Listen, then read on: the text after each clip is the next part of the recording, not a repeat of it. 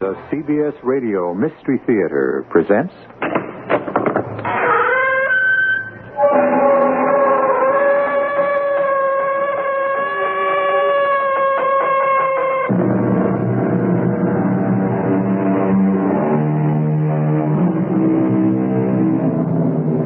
Come in. Welcome. I'm E.G. Marshall. Do you believe in prophecies? In seers and clairvoyance? Do you believe that certain people are gifted with second sight? In particular, the descendants of dark and tortured histories like the Celts?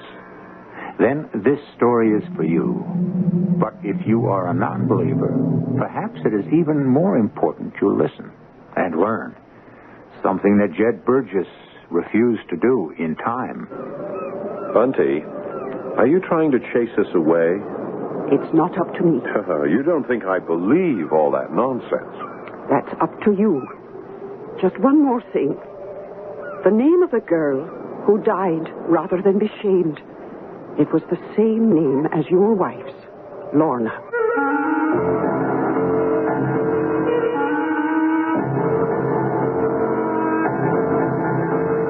Our mystery drama, Man-Sized in Marble, was written especially for the Mystery Theater by Ian Martin and stars Paul Hecht and Roberta Maxwell. It is sponsored in part by Buick Motor Division and Greyhound Package Express.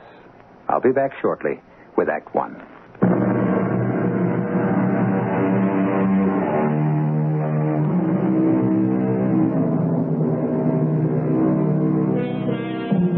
In the Shire of Argyll, south of the inlet to Loch Lynn, lies the island of Mull. Still sparsely settled, its moors roamed by fierce Highland cattle, lonely, washed by mist and winds from the sea, its buildings ancient and haunted by bloody history. It is the perfect setting for a ghost story, which is what you're about to hear. Although every word of this story is true as despair, I do not expect people to believe it. They all said we were hallucinating. There is even the suggestion that we were under the influence of drugs. Not so. But it doesn't matter. My wife, whom I loved beyond everything, is dead. I might as well be. If only I had brushed aside Lorna's voices from the beginning. Oh no. Oh, Jed! Lorna, what is it? Wait. I'll get the light. Oh. What is it, my darling? Is it a nightmare? It's Mother. Mother? What about your mother? She's going to die. You mean you dreamed that she was... She's going to die. I know. But how? I saw it happen. She was in a taxi from the airport. And out of nowhere, a great big lorry, a truck. Oh, I knew I should never have let her go home to Scotland.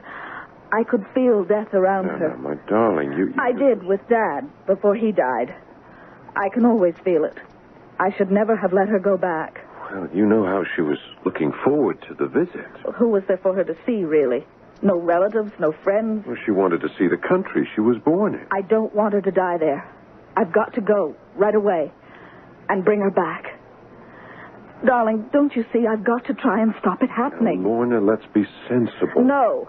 That's what I was with Dad. I didn't listen to my voice.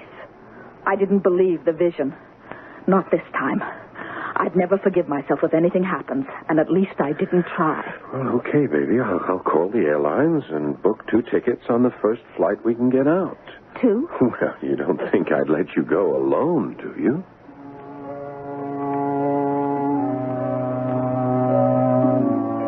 Why not? I thought it might be fun. We could afford it. I just got an advance on my new book, and we could make a vacation out of it. Of course, I didn't believe Lorna's ESP, or whatever you want to call it. It was just part of that sensitive, fey, mystical heritage she had from her Scottish forebears.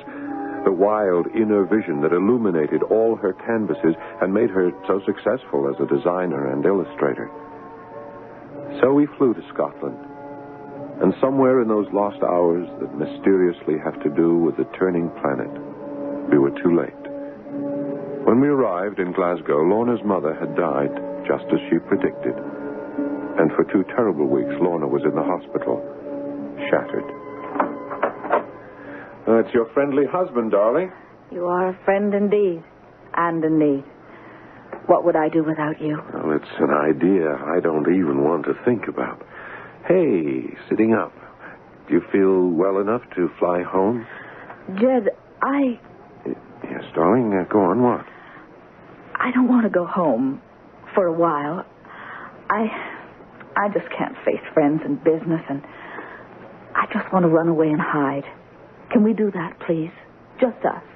Alone somewhere, till I get myself sort of put back together again. Well, we can do anything you want, Lorna.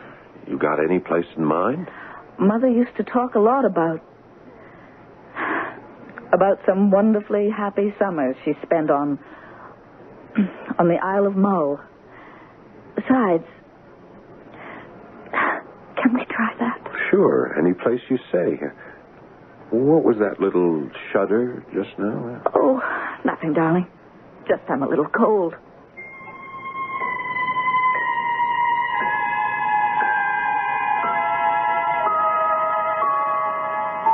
She was my life. So we came to Mull, found an inn, and started poking about looking for some kind of cottage for a couple of months. We found our home the same day as we stumbled on that damnable church.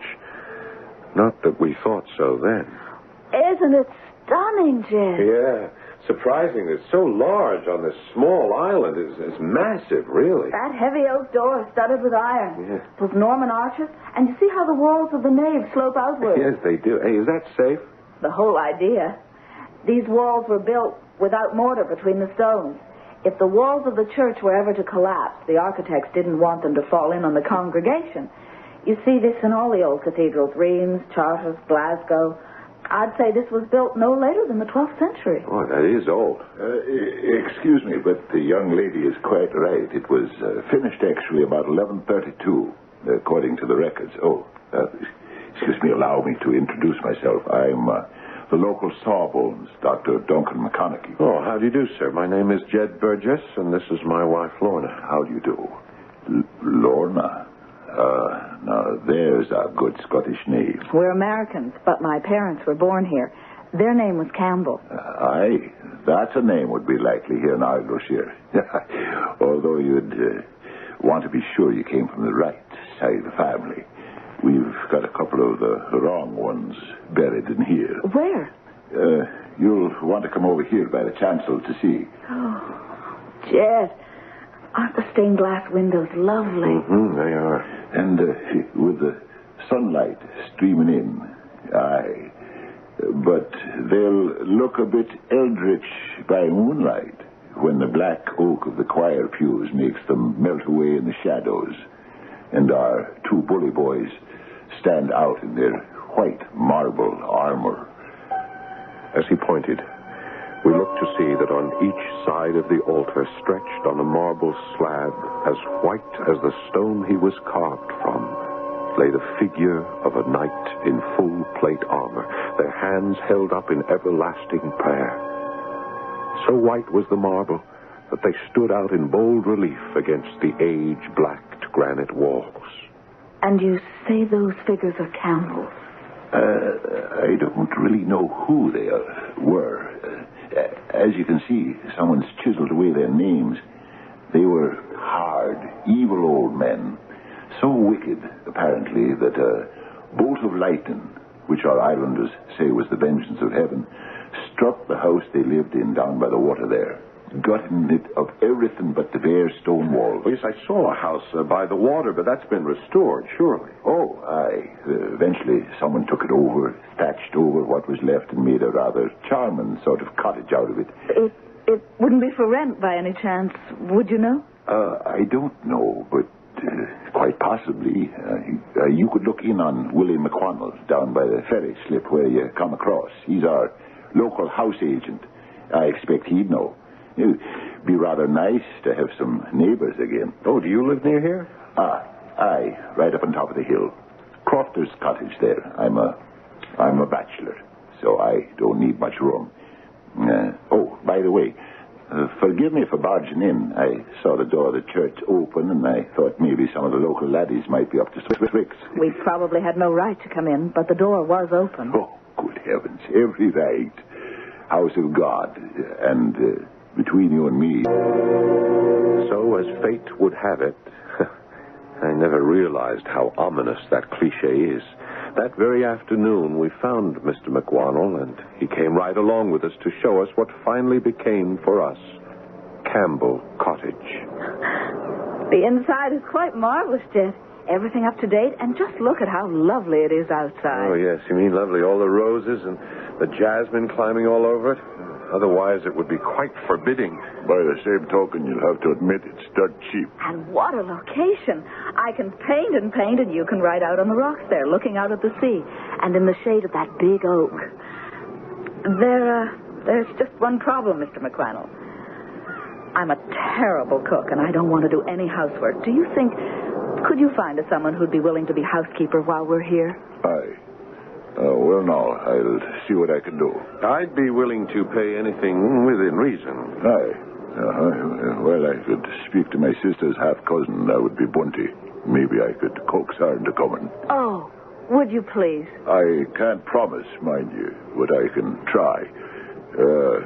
You'll not be worried or anything like that. Worried about what? Oh, you just never know what kind of strange ideas folks in the parks will take the notion to put in your head. What sort of strange ideas? Oh, havers about things that walk and all, and the sights you might see. Witches and warlocks capering about in their cutty socks. Well, I'll be off. If you decide to take the cottage, we can sign the papers tomorrow morning, and I'll give you the key. Don't worry, Mr. McWannell.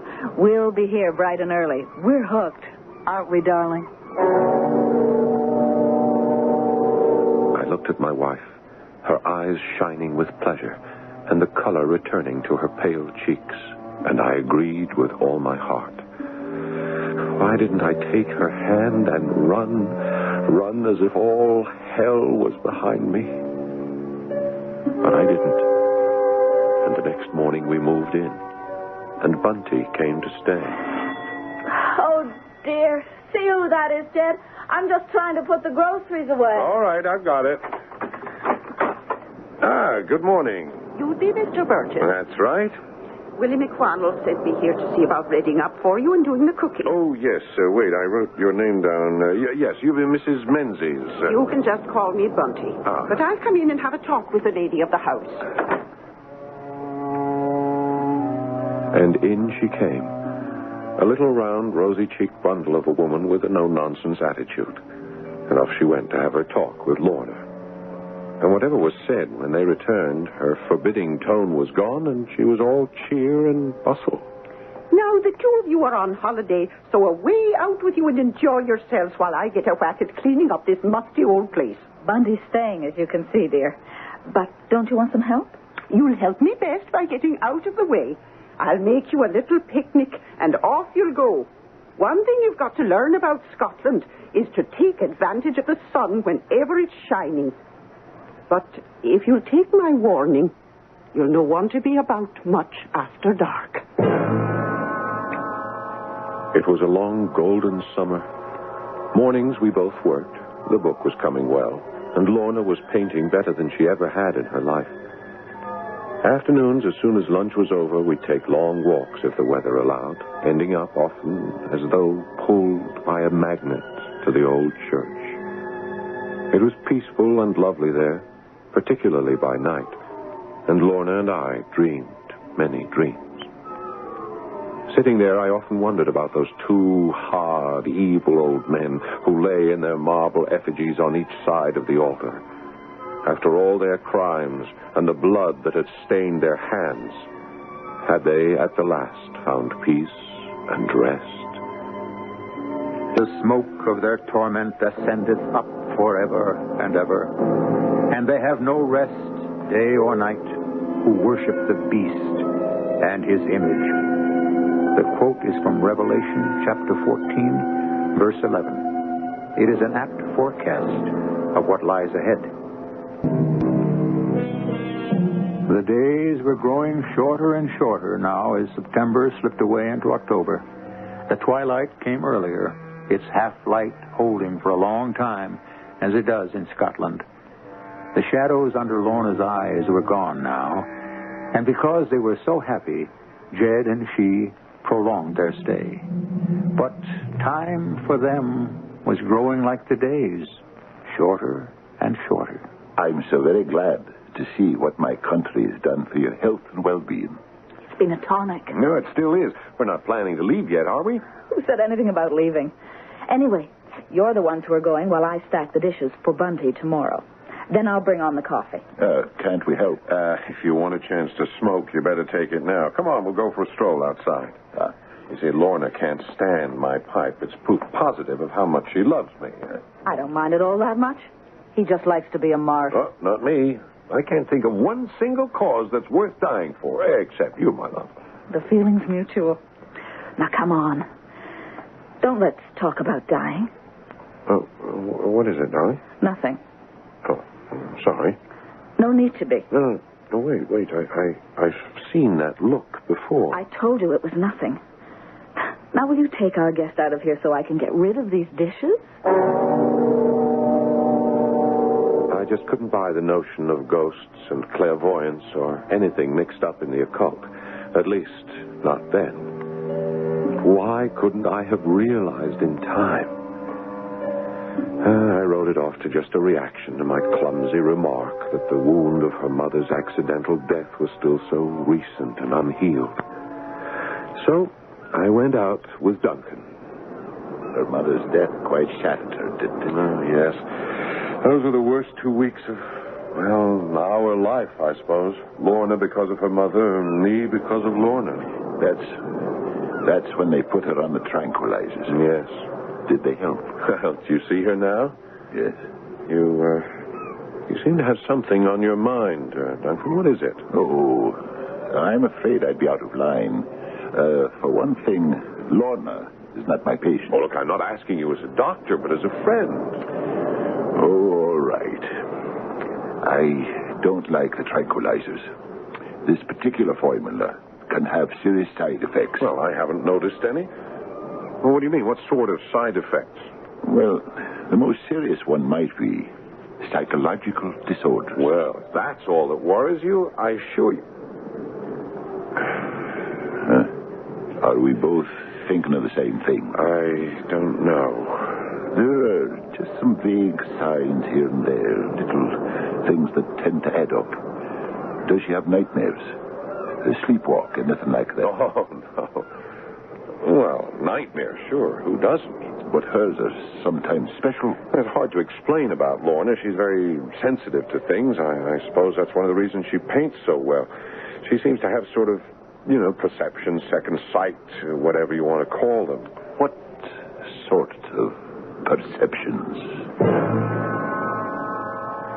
I'd started the whole subject, so of course I had to tell him about her dreams, about her father and mother's deaths. It sounded sort of silly saying it out loud, and I felt kind of guilty, violating a confidence about my wife, and I trailed off rather lamely.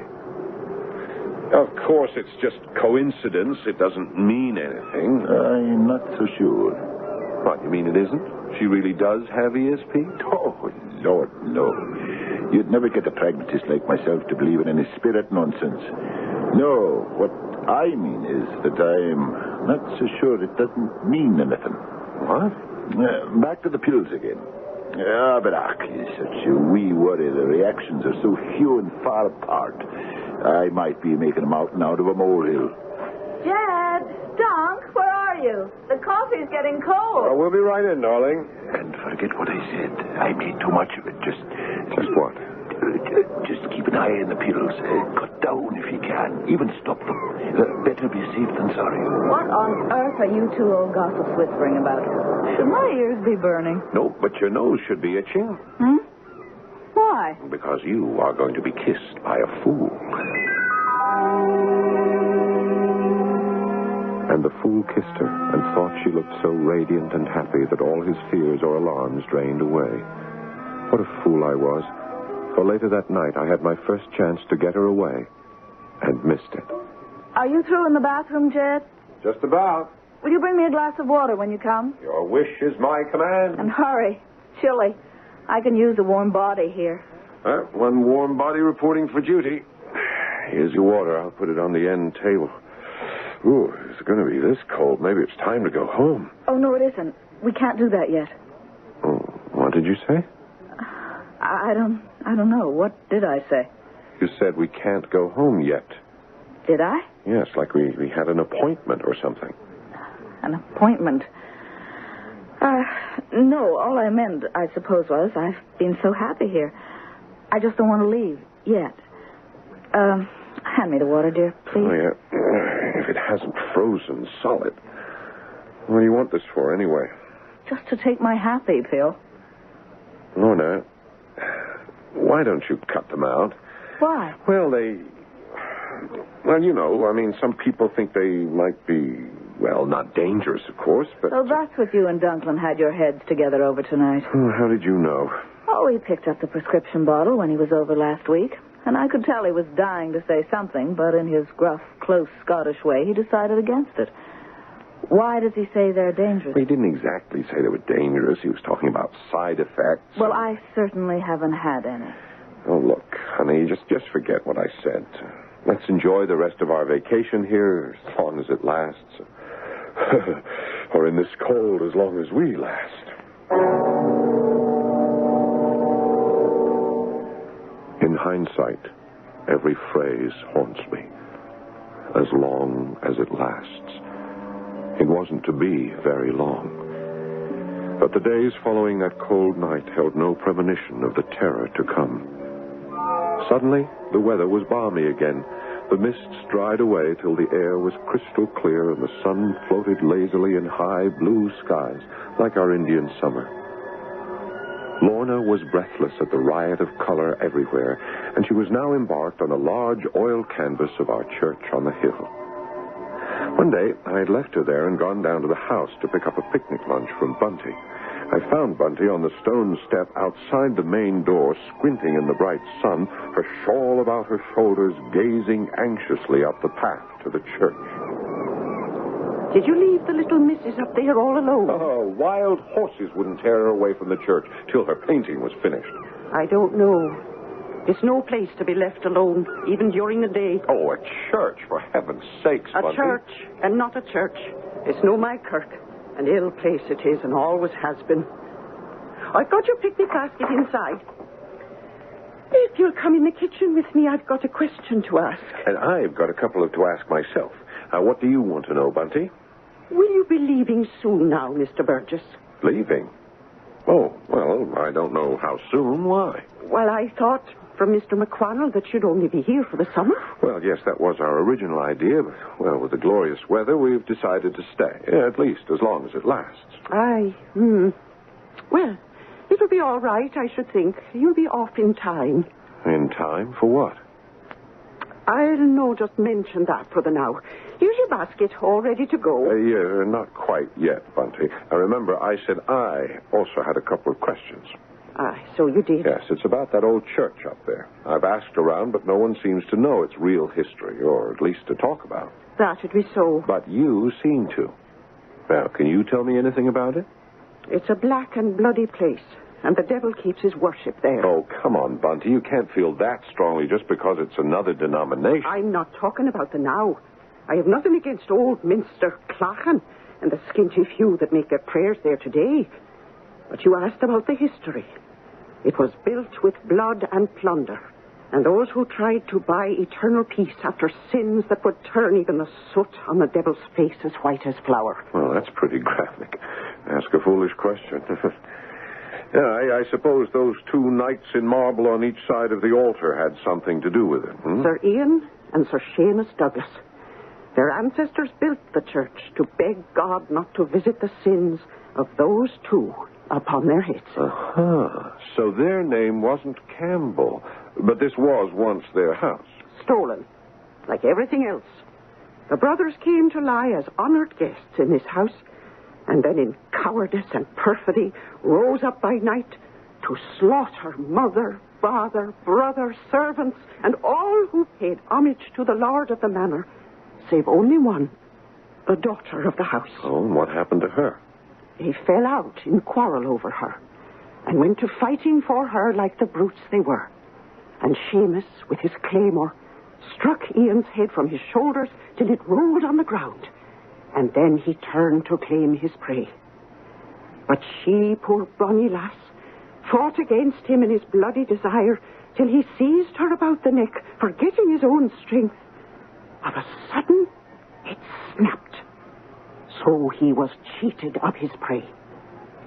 For 2 days he mourned his loss, until the Lord, in his wrath, hurled a lightning bolt that set the house and all in it to burn to ashes like a funeral pyre. So, that's the legend, is it? Oh, it's no legend. It's the truth. Oh, and how would you know, Bunty? My name is Menzies. As I told you, I am Highland born. Our blood runs thick, and on the woman's side, we all have second sight. The story has been passed by word of mouth from mother to daughter for generations more than I can count. And you'll no want to leave your wee wife alone up there in that place too long. Here's the basket. Be off with you. Oh, yes, I should get along. But I would like to talk to you more about... No, I've said enough. I'll hope not to refer to it again. But it's good you'll be going soon. Are you trying to chase us away? It's not up to me. Oh, you don't think I believe all that nonsense? That is up to you.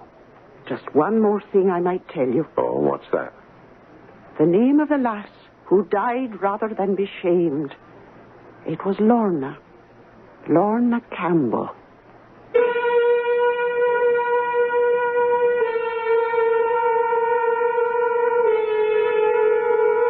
Well, what do you think? Coincidence again? After all, Lorna is not an uncommon Scottish name. So is Campbell. And yet, another question. Is Bunty sincere in her superstitious beliefs? Or does she have some reason for wanting to frighten Jed and Lorna away? I'll return shortly with Act 3.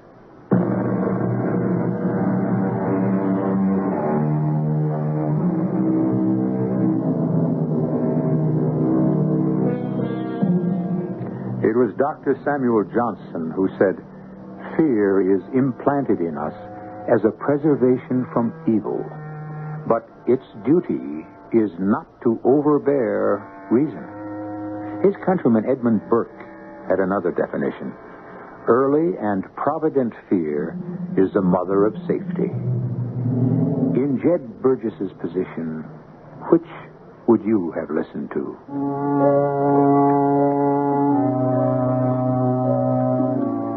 Climbing the hill to the church with a picnic basket, the cloud of Bunty's brooding, eerie legend weighed heavily on me. I hurried round the churchyard wall and down the bierback, a partly paved walk in the shadow of branching yews, so named because it was the way corpses were carried to burial. Coming out of the dark, I blinked for a moment in the bright sunlight, and then suddenly I felt a clutch of fear. Ahead of me stood Lorna's easel, the canvas resting on it, pallets and paintbox lying on a nearby tree trunk. But where was Lorna? Lorna? Lorna? I'm here, dear. Oh, where? Inside the church. Come on in a moment. Oh, dear. yes, all right. I'll be right with you. What on earth took you so long? Oh, I got talking to Bunty. What are you doing in here? I got so hot under the sun waiting for you, I came in here to cool off. What were you talking to Bunty about? Oh, just local gossip. You feeling all right? Yes. Why? Oh, the sun isn't that hot. You have a fever or something? Of course not. What's the matter with my wanting to be in the shade for a little? Oh, nothing. I just thought it was strange. The sun seemed hot to you. What a busybody. All right. I just used that as an excuse. Oh, an excuse for what? I didn't want you to start, well, you know, teasing me, putting me on about... About what? Oh, you know, my ESP or whatever you want to call it. Jed, I'd stopped painting and was just sitting there, half asleep, waiting for you, when I thought I heard a voice calling me from inside the church. Oh, what's What sort of a voice? A man. At first I thought it might be you. It was just my name, and it only called once. But suddenly, I can't explain it, Jed, but I had this feeling that I had to get up and come in here to the church. But why? I don't know. It was like I was commanded to. And you came here to the marble statues? To this one. Why this one? I mean, do you think he called you? I don't think. I know he did. Why? I don't know that. Lorna, I think we've just about had it here on this island. I think it's time to pack up and leave. No. Well, look, what's to hold us here? Now I know. Now I see it. What? The painting. It hasn't been working out. I wanted to capture the whole feeling of this church, the island, and it wasn't going right. But now I see it all. It's from the wrong angle. But look at it from here, Jed. These two old villains in the foreground, the altar with the stained glass windows in the middle, and the heather and the rocks and the sea through the plain glass ones, each on each side, framing them as a background. It's perfect. How long will it take? I don't know. But I do know it's something I have to do. I'll be ready to leave just as soon as it's finished. Okay. But that's a promise. It's a promise. The moment it's finished. How could I know it would never be finished? The first cloud on our extended summer horizon came from Bunty. To tell the truth, I'd completely forgotten her harsh, cruel old legend as I was driving to try to finish my book before we left, till one day she surprised me. I thought it best to come to you, sir. I want to give my notice. Notice? Oh, when? I'll stay through Saturday, but I'll no be back after that. But why, Bunty? I thought you promised to stay as long as the good weather lasts. I did, but it's going to break. I will not stay here through Monday. And neither should you. But why? I told you I was afraid. Of what? Of them two. Who? Sir Seamus and Sir Ian. Oh, we're back to them again. They've been dead for 1,000 years. Their bodies still lie in the church, drawed out in man-sized marble. But they're cold stone, Bunty, and their ghosts are quiet enough. And we haven't heard hide nor hair of them all summer. It's no summer the more. It's close to the end of the old year. The end of the... Oh, that's right. In the old Celtic calendar, October the 31st was the last day of the year. And on its eve, all the witches and warlocks rise to their wicked revels. And they do say that same night, them two bodies up there sit up on their marble slabs, gets off them, and walks down the aisle in their marble armor, out through the church door as soon as the dark falls, and along the bier walk. And if it's a wet night, you'll find the marks of their feet in the morning. And where do they go? Back here to their home. And if anyone meets them... Yes, what then? If you value your life, or your wee wife's life, you'll no be here to find out. Oh, really, Jed? The idea of those two poor old white statues lumbering about stiffly isn't scary. It's funny. Like the White King in Alice Through the Looking Glass. Yeah, well, just the same. It's the reason Bunty's leaving. But no reason for us to leave. Actually, I'd enjoy a last week or so here on Mull. The two of us alone. Yes, if the weather holds up. Who cares about the weather? Just as long as we're together. Oh, darling, I love you. Me too. What would I do without you? Just don't ever try. Oh, damn. What is it? Just one thing. When you go to town for the mail, will you phone Dr. Pleasance and have him send along some more pills? I don't want to be without them either. So Bunty left, not without admonishments to lock the door Monday night and make the sign of the cross at the doors and windows. And Sunday was a long, lazy, lovely day, marred by only one slight mishap. Coming back from her painting down the path from the church, Lorna stumbled and twisted her ankle. Jed, stop worrying. It's nothing. Well, maybe I ought to get Duncan to come down and have a look at it. No, you're not going to bother him on his day off. All right, well, at least I am going to get the dinner. Okay. I'll let you dance attendance on me if you want. Know what? What? This is kind of fun, isn't it? I really don't miss Bundy a bit. We can make do, can't we? Sure, I guess so. If it's not too long. Oh, it won't be long now. And it wasn't to be. That night, Lorna slept fitfully for the first time in ages. I wrote it off to her sore ankle, and in the morning, I didn't wake her. Whacking away on the typewriter at the last chapter in my book, the morning went by without my thinking about what day it was. I had a great urge to finish, partly induced, I guess, because the weather had finally turned.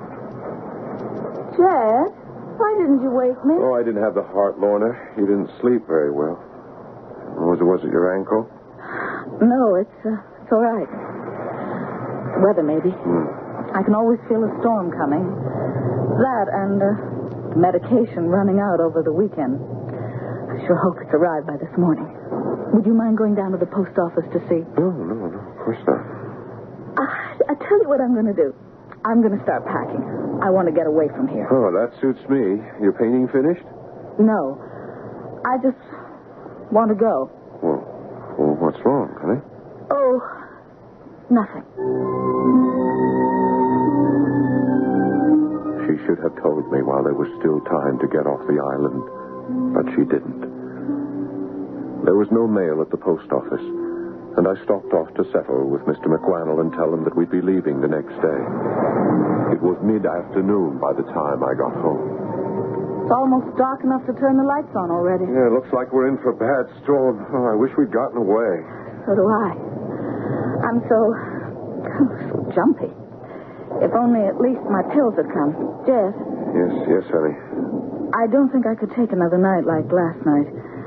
You suppose maybe Duncan, even feeling the way he does. Oh, certainly he would give you something. You suppose maybe you could run up there now quickly and ask him before it gets dark or the storm hits? Well, sure. Why don't you come with me? I can't. My ankle's bothering me a little. Yeah, I hate to leave you alone. It'll be all right. Just hurry back with something to calm my nerves. She came to the door with me. Outside, the light was fading fast, and the sky was a churning mass of great black clouds.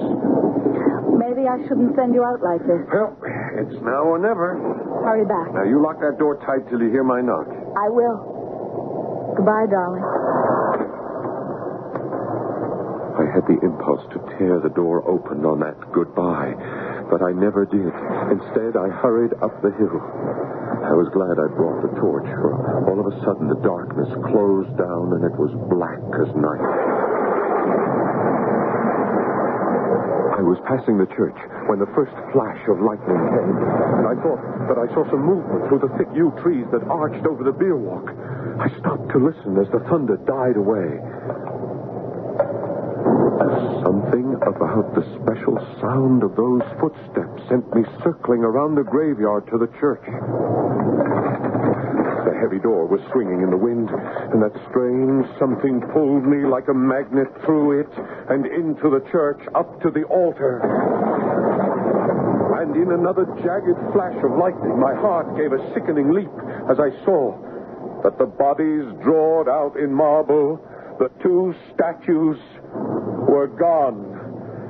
In the dark, numbly disbelieving, I stretched out my hand to run it over the smooth slab, and then, in the light of another lightning bolt, I could verify that neither figure was there. In a sudden mad panic, I rushed from the church into the beer walk, and there, in its dark, I plunged headlong into... Oh, no, you don't. Hold on. Let me go. Don't go in there. What's the matter with you, man? Do you want to be struck by lightning if it hits those huge trees? No, you don't understand. The marble figures, the knights, they're gone from the church. Either you're daft or so tranquilized. Let me go. I tell you, I've seen the bare slab. All right.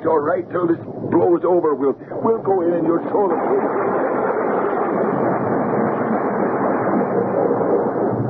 He was a powerful man physically, and he half wrestled me into the church. Behind us, the storm seemed to die away as fast as it had come. There they are, man. Large as life. No. So much for your missing figures. No, but it must have been some trick of light. No doubt. Still, hey, there's been some mischief afoot here. What? Well, where? Someone's broken a finger off at this one's hand. Oh, the laddies and their Halloween pranks. Halloween. The 31st of October, the last day. Duncan, come on, as fast as we can. I've got to get back to my wife.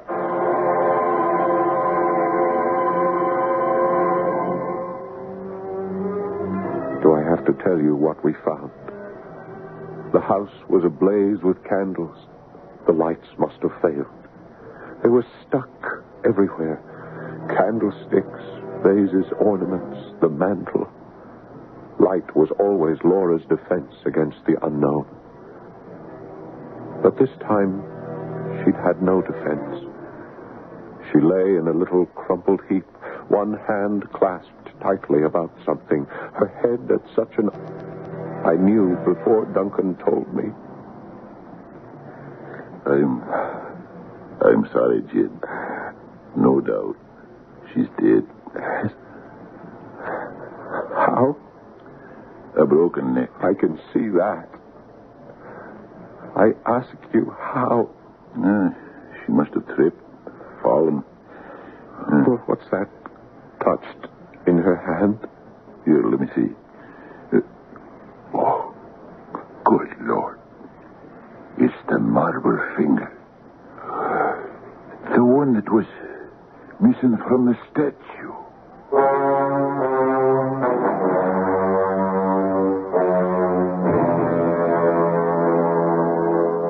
What else is there to say? Those two massive dead white figures stomping through the wild night in their marble armor will haunt me the rest of my life. Did Lorna expect them? Was there something in her voice and her visions that drew her inexorably back to her appointment with the death of another girl named Lorna, suffered 10 centuries before? I don't know. I don't even want to know. I'll be back shortly.